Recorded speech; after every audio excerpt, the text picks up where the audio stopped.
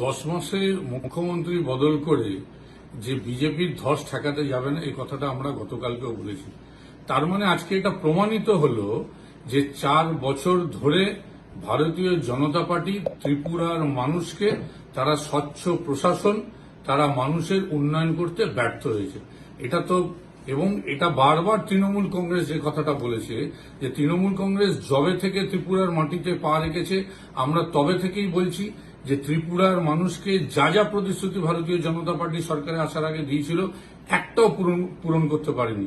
4 বছরের যে কলঙ্ক বা ভারতীয় জনতা পার্টির, তার কি একটা সরকার পরিবর্তন করলে বা একটা মুখ্যমন্ত্রী পরিবর্তন করলে সেই কলঙ্ক কি কখনো ঘুচে যায়? আজকে চারিদিকে অনুন্নয়ন, মানুষের গণতন্ত্র নেই, স্বাধীনভাবে কথা বলতে পারছে না, শিক্ষার বেহাল অবস্থা, স্বাস্থ্য পরিষেবা নেই, আজকে সমস্ত একটা বেকারের চাকরি নেই, সড়ক যোগাযোগ বিচ্ছিন্ন,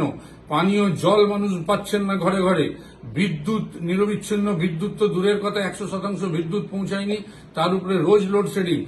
মানে পাহাড় প্রমাণ দুর্নীতি, একটা অস্বচ্ছ সরকার যেখানে প্রশাসন মানুষকে যা যা কথা দিয়েছিল একটাও রাখতে পারেনি। তাই একটা সরকার পরিবর্তন, একটা মুখ্যমন্ত্রী পরিবর্তন করে বিজেপি ভাবছে এই ধস ঠেকাবে, কিন্তু তৃণমূল কংগ্রেসের জন্য আজকে এটা কিন্তু মানতেই হবে যে তৃণমূল কংগ্রেস গোড়া থেকে বলেছিল এই সরকারের